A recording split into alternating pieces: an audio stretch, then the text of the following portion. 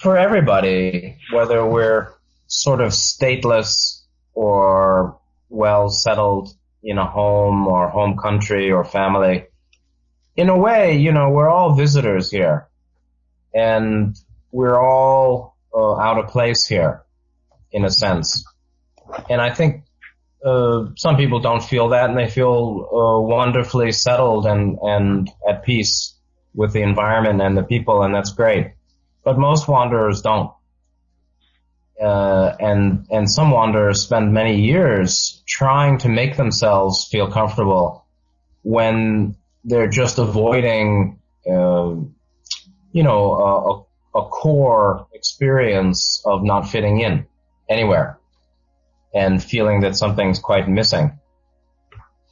So being a traveler, in a way, is a good outer role for the wanderer whose life on earth is simply, an extended travel that has a beginning and an end, and is very much far from home. And along that line, I found somebody who wrote a song called Indigo Boy, and then if you look at the link, it says author Scott Mandelker. And actually, he's got an overlay in the middle of his song of me talking about fourth density indigo children, which is very strange. And he's a young guy, I think it's him, and definitely a wanderer. And it's a very plaintive song. You can't really listen to it now because it's kind of moaning. He's like moaning his way through the song. And the description of the song is SOS. So the main line of the song is, I don't belong here. I don't belong here. And then he's got my overview of indigo children in the middle of the piece. And I was very surprised to find that. Yeah, I guess so. So you never know who's a wanderer, right? Here's this guy, he's, alternative, I don't know what, soul, I don't know how he'd be categorized, but very plaintive, very heart-wrenching feeling of moaning his way through life on Earth, which we go through sometimes. So, I think that, the wanderers, the question is the wanderer's alienation. Yes, I think so. Well, there are some people who really feel strongly they don't belong anywhere. They may love the planet, ecologically, the nature, and have some friends, but there's a strong sense that yeah, he must have read my books. There's just a strong sense that no matter where I go, I don't belong here. Something like that is what he says. And he just repeats that on and on in the song. And then there's something at the end which he says, which I couldn't understand, which is repeated a few times. So in some ways, that's, so you can ask, what's the value of our working together? In a way, it's shown by some guy we don't know and never really even checks in, who just found his experience confirmed and legitimized or justified by this work, to realize why he feels as he feels living here on Earth. And that's also why I say it's really important to be comfortable where you are. So it's such intracted confusion, or intractable. There are very few people that you can really reach in this world. in terms of a deep communication or deep sharing. It's really quite interesting. Yeah, yeah. You know that with family and with friends, and we've all seen it. So it's a funny thing. I mean, the Wanderers, in the end, really are here for the planet, because in general, the people are disinterested in anything much we have to say. And that's part of the basis of our solitude and feeling of I don't belong here, as he said. So we need to make peace with that, and not pretend it's otherwise. And that's fine. But it requires some major interchanges, because some of what we do, we justify as we're doing it for them, when actually they don't care. So then who are we doing it for? We're doing it for our idea of how we want to feel about ourselves in doing for them. But actually the them doesn't really need much of what we offer, again, in some cases. So there's a lot of spinning of our wheels in trying to help those who don't want much help. It's far better to just let it go. And so Chuang-Tzu said something like, if it's straight, I help it along. If it's crooked, I leave it alone. And so,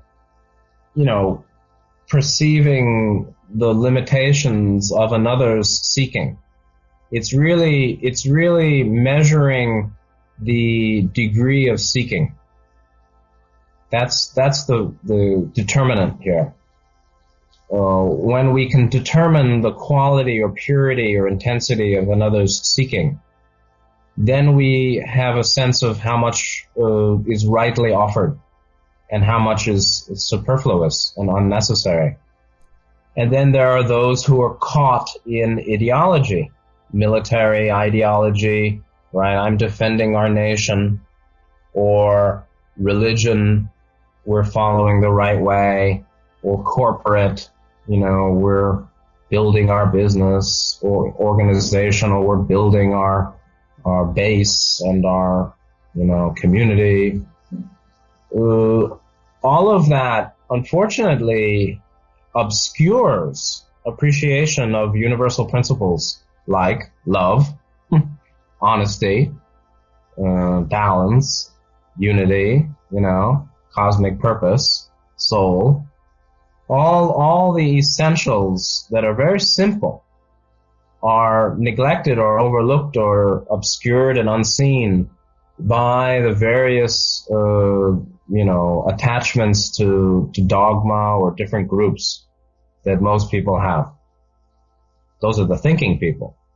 There are very few, there are not a lot of people who are thinking deeply. And of the people who are thinking somewhat, many of them are not free thinkers. They're, unfree thinkers, thinkers in a box, rather than thinkers outside a box. And it's just because Earth humans are insecure, and don't really trust themselves. So they have to put themselves into a box or just not think. Those are the common methods here. Well, I agree with the view that you should say as much as possible to everyone. But the question is possible. The matter is what's possible. And, we don't want to infringe free will. But also, more so, we don't want to waste ourselves and waste energy and time and effort and attention and care when the person doesn't want. When they don't want to receive, the giving must be limited. So I think it's an integration of two views. One is they are, the negative powers are getting away with huge amount of license to do their thing because people don't know. But people don't know mainly because they don't want to know. That is a principle. You know, when you want to know something, you know it, or you discover it, and everything you know is the result of you having wanted to know, sufficiently wanted to know, to make effort to know. So those who don't know are those who don't want to know. Now, they may want to know more, and therefore, you know, it's important to be sensitive to what they want and be ready to offer as much as they can handle. But it's a question of how much do they want and can they handle. And, you know, it's just a wasted effort, seeds on rocky ground, to do a lot for those who have very little interest. And really most have very little interest. And they don't even want to think, you know, when the ship hits the fan in any bigger way, they still don't want to think, because it's not comfortable for them to think too deeply. And therefore, they'll just accept the boxes that are offered and fall into them and make an apartment in the box. The box of limited belief, you know, or, you know, narrow ideology, whatever it may be. I'm just saying, in practice, that's just the first step. The second step is determination of receptivity in the other. Yeah, I wouldn't recommend that exactly. I don't agree with that completely, in that, if you depend on others' words to know their mind and know the situation, you're already lost and you're in trouble. I don't mean you know, I mean in general. If we depend on others' words, we'll always be confused. You have to know them better than they know themselves, and you have to know them by your insight, by seeing their mind, which doesn't mean seeing particular thoughts necessarily, but understanding intuitively, where is this person coming from? What's happening here? And it's very doable. But but you see, we all, they and us too, have blind spots and avoid knowing, you know, avoid confronting and feeling and knowing and understanding that which is most important within us, both positive and negative, that which is deepest, that which is furthest down from ordinary five-sense consciousness, that which is furthest away from the ordinary five-sense body-related consciousness. That's the deeper levels of mind. That's potentiator of mind. And that includes two levels that are critical. One is the deep personal psychological, which is really our wounding, our pain, our wretchedness. We're all wretched in some ways, which means we all have a lot of pain, and we all have a bunch of anger and sorrow and fear.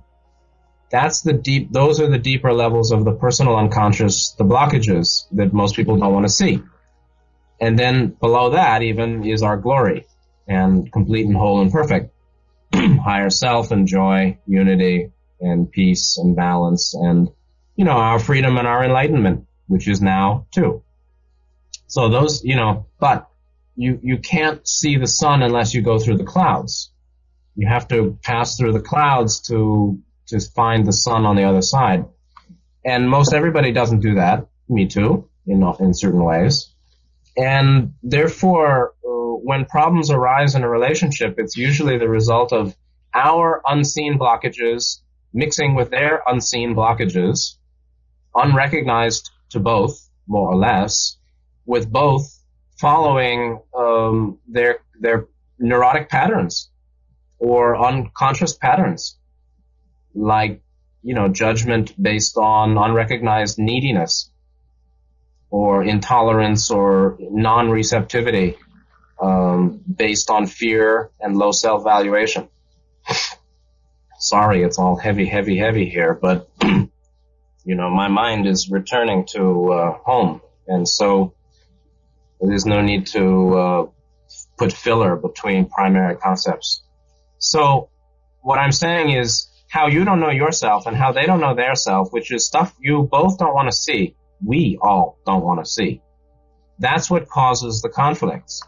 And the fact that both don't want to both continue to not want to see means the conflicts continue. Now, it's very valuable to discover what that's all about. Very, very. If at least we can change ourselves to be at peace in truth, in seeing, in knowing, that would be wonderful. Then it certainly doesn't matter what they think or what they say, because you know them. And you know why you feel as you feel, anger or disappointment. And you know their limitations. And then it's not expected in the future for them to be otherwise. You know, I don't expect you to be otherwise, but I do need to know where you're coming from, not by you telling me, but by me knowing it. I would like you to say as much as possible, but most people can't. So we have to do it ourselves. And to whatever extent that stuff is important, we can't run away from it.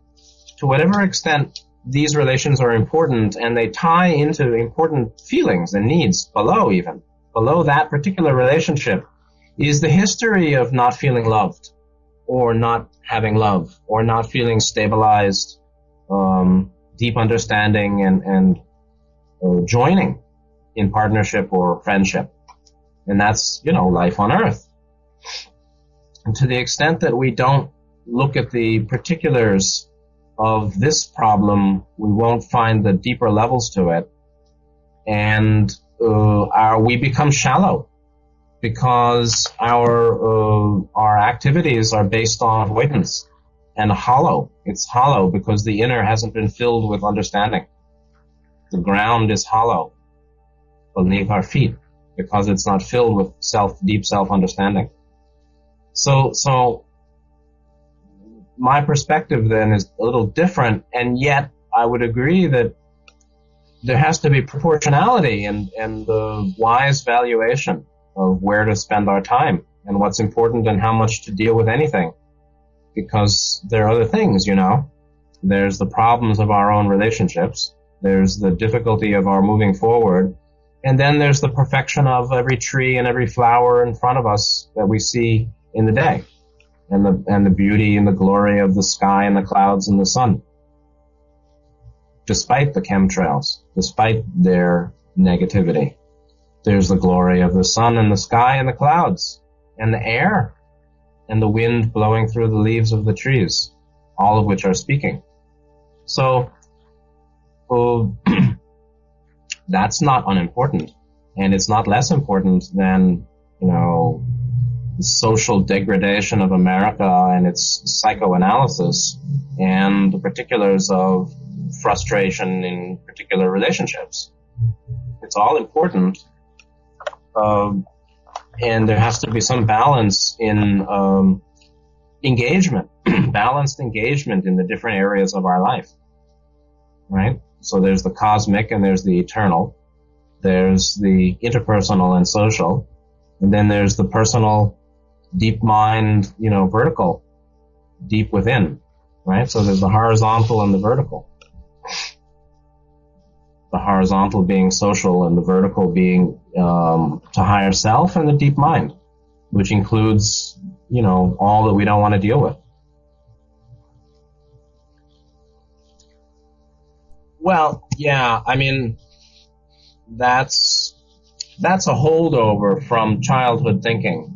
And we all have it too. I want my partner, I want my friend to be everything I want them to be, and to be really interested in me and to know me and to be interested to talk about themselves and talk about truth and explore on and on and on. But that's not the case. That's not the way it really is. Or they should read my mind and you should know how I'm feeling without me having to tell you. This kind of thing. That's called ladies' favorite, I think. I'm angry at you because you don't even know that you should know enough to know my feeling without me having to tell you. And that just shows that you're insensitive and you don't really love me. Woe is me.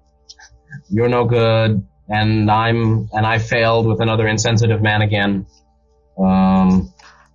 These are childhood longings unfulfilled, carried over in unconscious patterns or unconsciously manifesting or unclear manifesting in current relations. You should know everything that I am, and true love means that you're fully available always, and it should be very easy. Well, it should be, but that's 4D union, okay? That's 4D in the light, no veil, 4D positive. That's not here. 3D is not 4D, you know? I mean, confusion and veiling and selfishness and narrow-mindedness or small-mindedness is normative here. It's normal. That's the way it is here, based on the veil, actually, and the social complex, of course.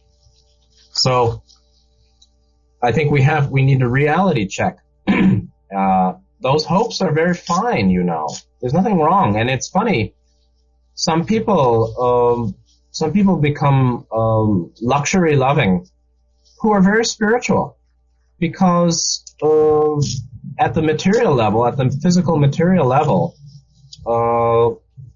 having luxury in the human life is comparable to living in bliss in higher dimensions with everything you want. Certainly comparable to 4D positive, where everyone has all their material needs fully taken care of. And by that, they're very happy to be together. You know, everybody wants everyone to have everything they need. But when you have that, then quickly people move to higher needs, you know, more than material accumulation. So I'm just saying, part of our hopes are carryovers from the home density of Wanderer's origin. And that's not a little matter, because we carry a lot, hopes and expectations that are not realistic on this plane, the LANE. So, yeah, it's like forgiveness of self and other, based on understanding. You know, we're limited in how much we can care for them, you know? We don't see people that deeply also, or we're limited, and we're self-centered too. So we want for us just as they want for them, just as they're limited, just as we are.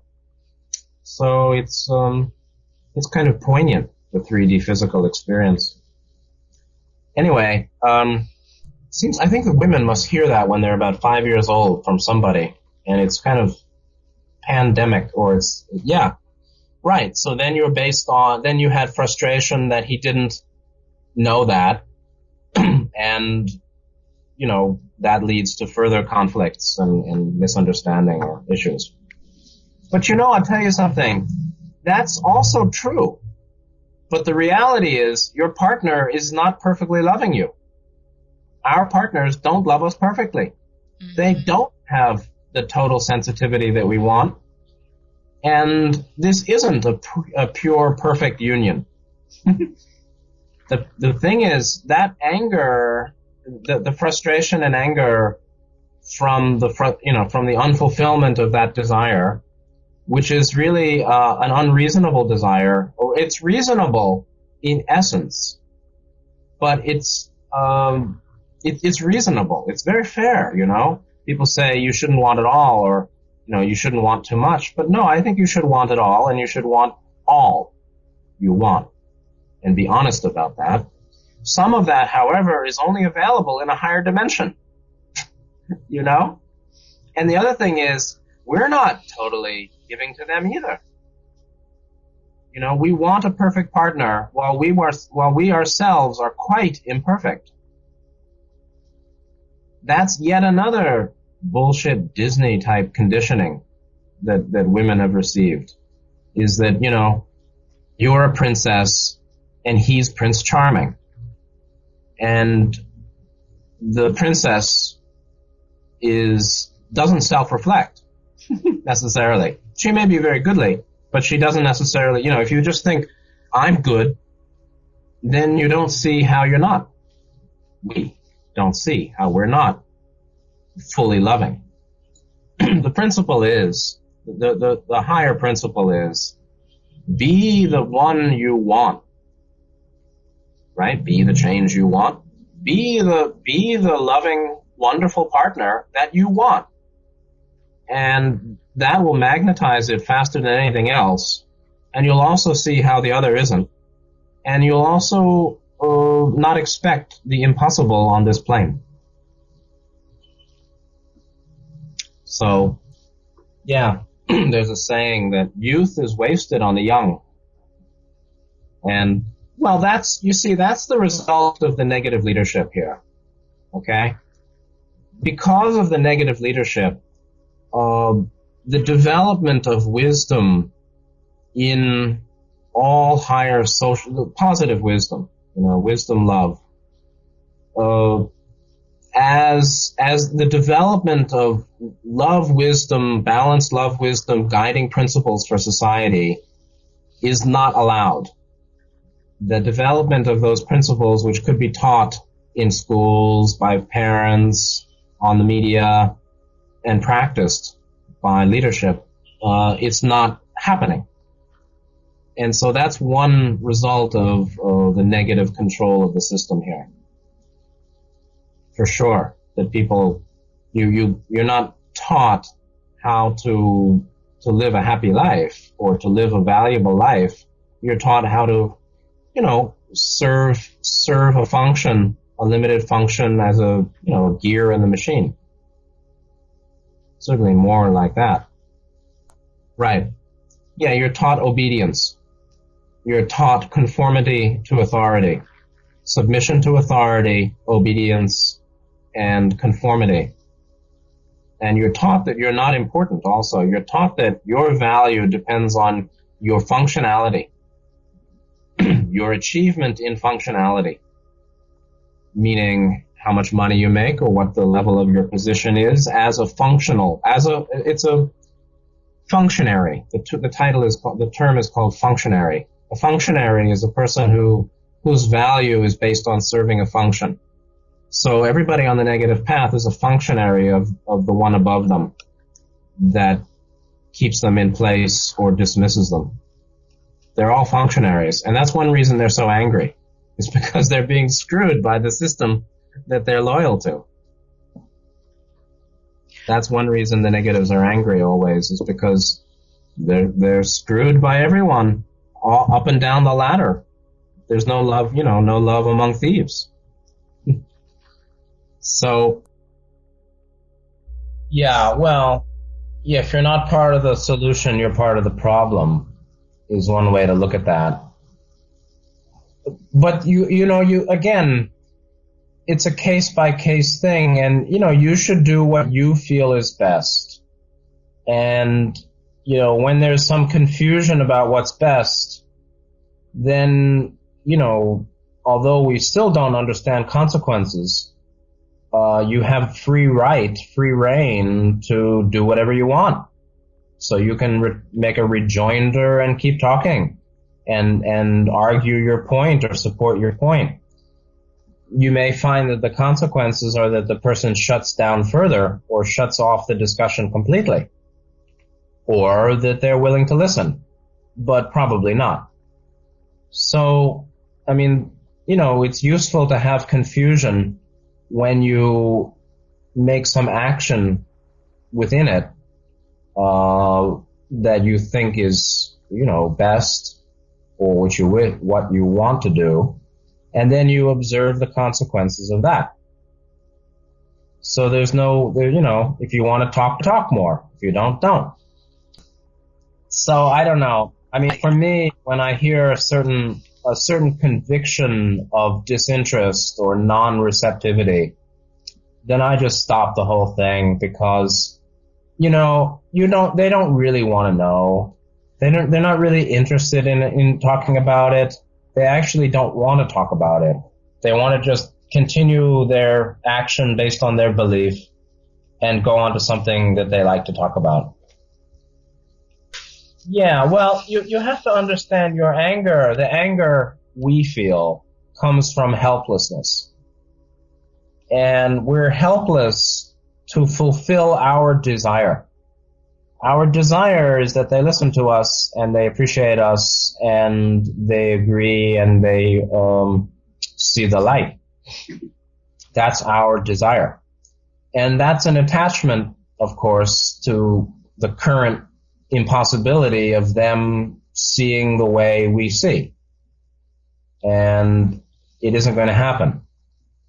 So the anger represents unloved sadness. It's basically our unloved sadness that they don't care, and that we're alone, and that we don't have community, and that we don't have loved ones who have the same view, and we feel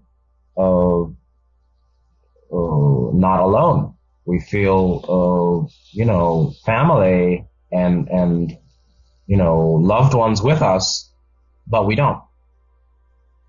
And it's really our sadness that's under the anger. And that sorrow ought to be healed. And as that's healed, we'll have less anger. Well, we can accept things the way they are by accepting and understanding the roots of our sadness. First you have to realize for yourself, not by my talking, but for yourself, that under your anger is disappointment and hurt. And then you have to find, what is my disappointment and hurt? Well, it's that I'm alone. And nobody really cares what I have to say. And, I don't really like this planet anyway. And, I'm here for them, or I'm here for something, but nobody really cares about me or what I have to say. And that's sad. So if that's under the anger, then we need to understand and accept and suffer through that to grieve that condition. And as that's done, then there's heart strengthening. And then we find less anger in the future, but just a kind of a little poignant, heartful, a little sad, but not sharply painful experience that we're kind of on our own or with a very small community here in this lifetime. And that's just the way it is, and that's what we chose. We chose that. It's much better for wanderers to be scattered, rather than concentrated.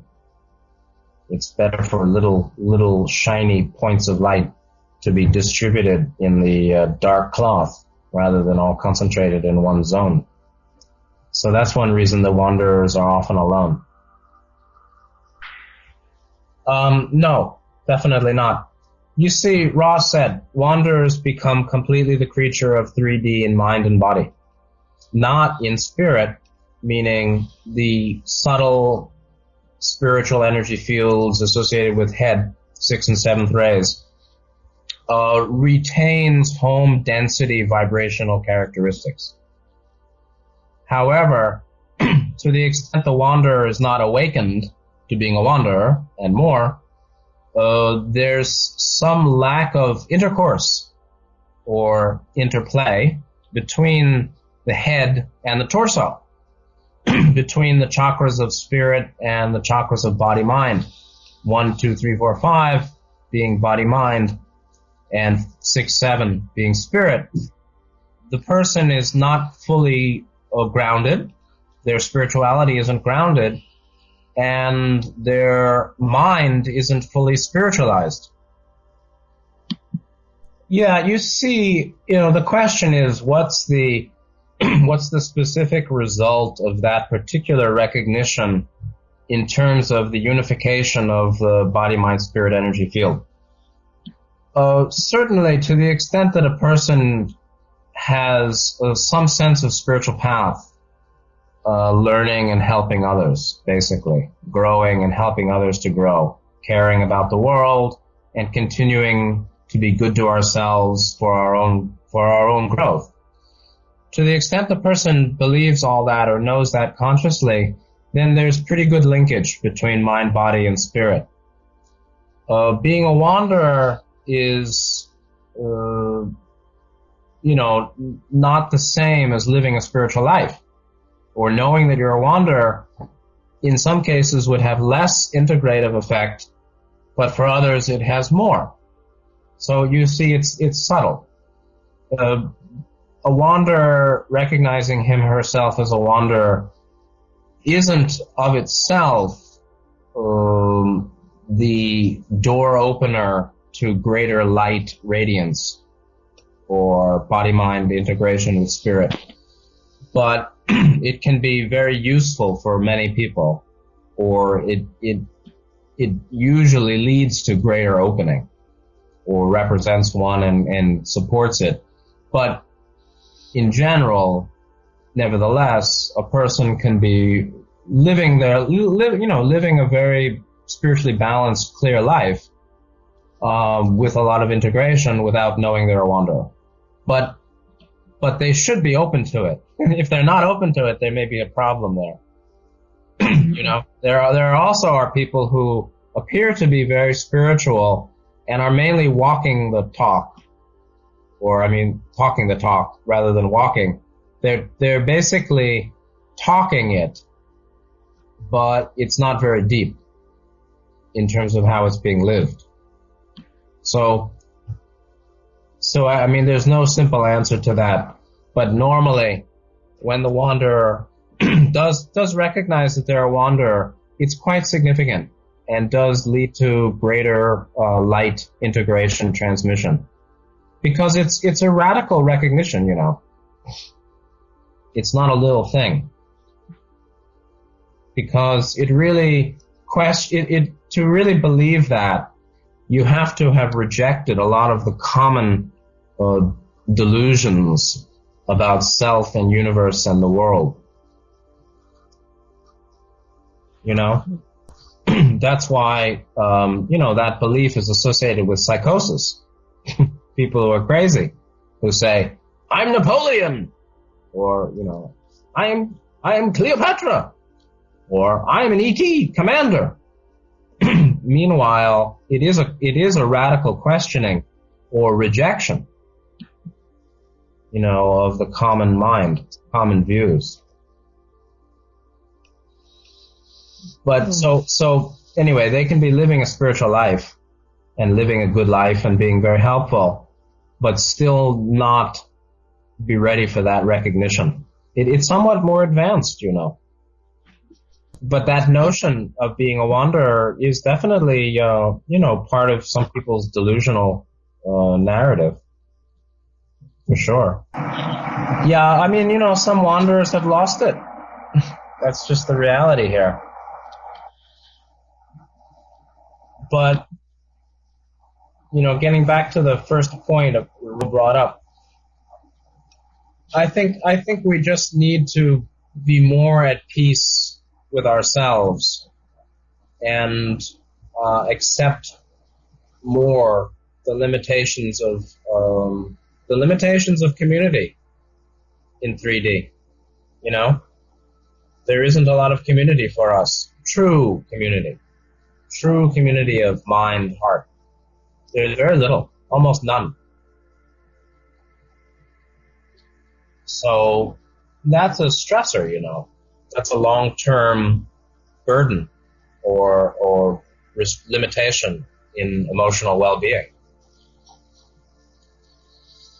Yeah, that's a really good point. I totally agree. And that's why a lot of wanderers are kind of solitary.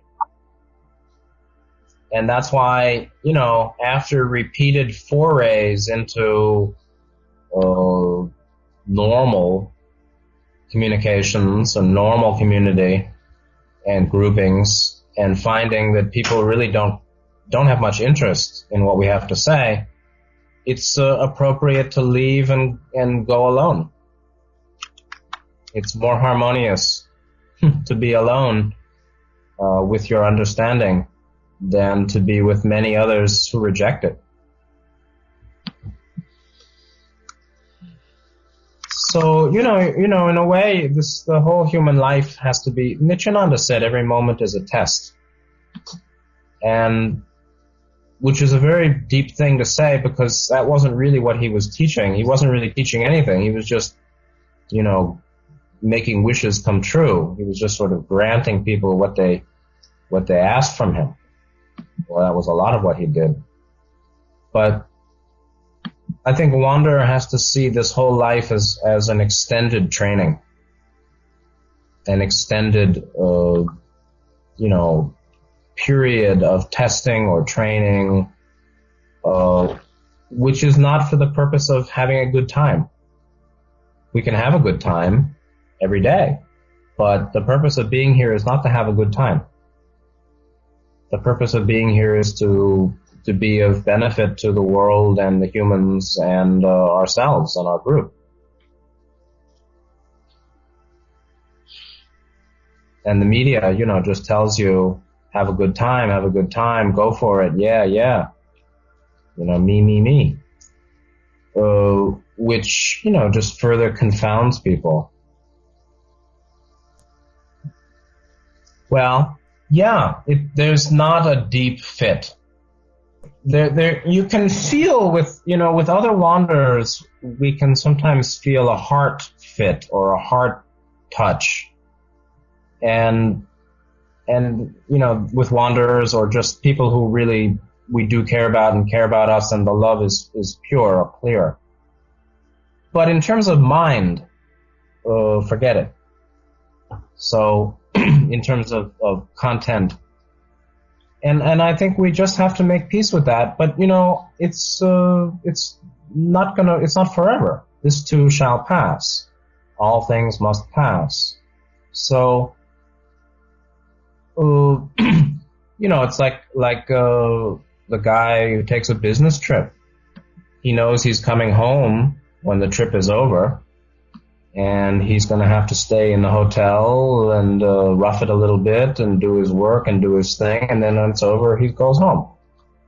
So the discomforts and the deficiencies need to be held in the context of the big view of time, the bigger view of time, which is that we're not going to be here for many more years, I think.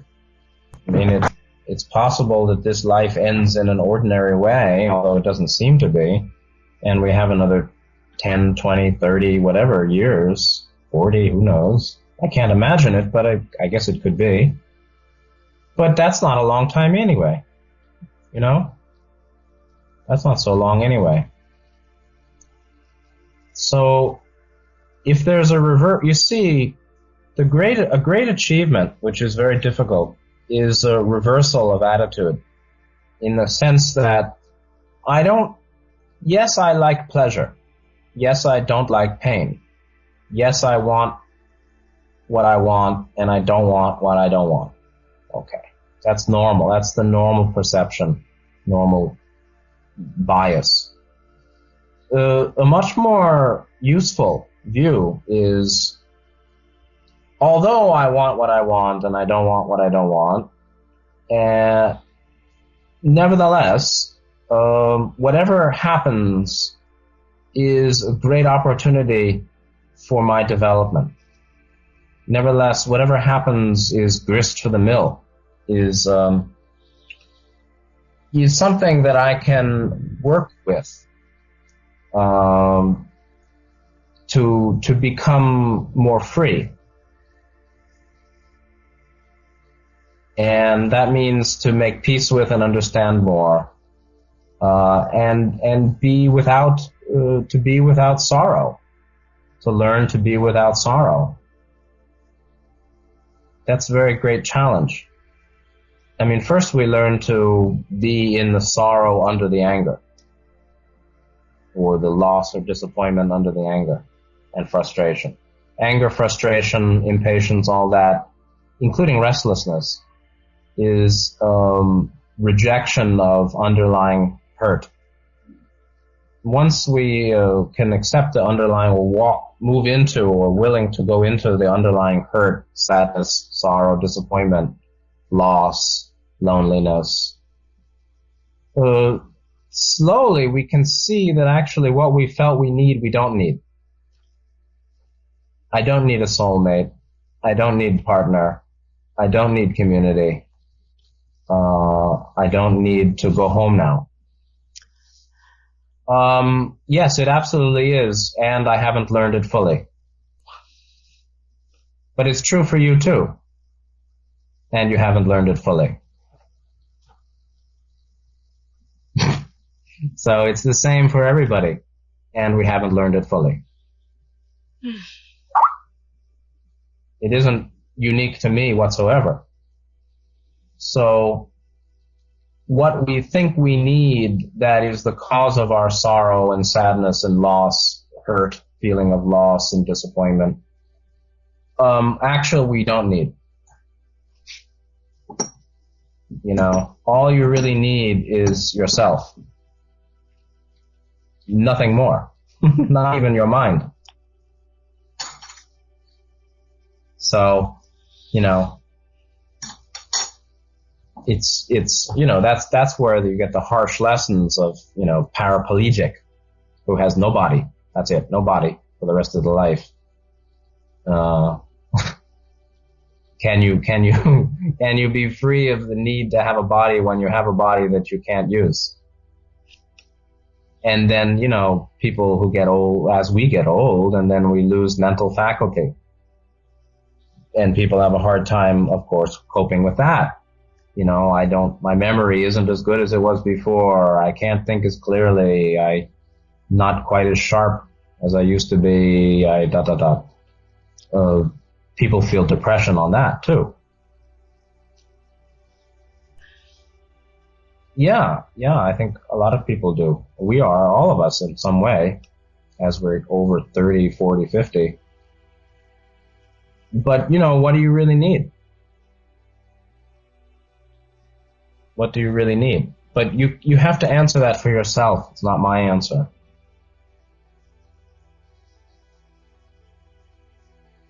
So, but it is an important reversal to put to the side the ordinary seeking of happiness or comfort or, you know, harmony, peace, well-being, which we want, which we have, which is fine, of course. But to learn to slog through what's not that, or realize at a higher level that it's fine anyway. It's fine anyway.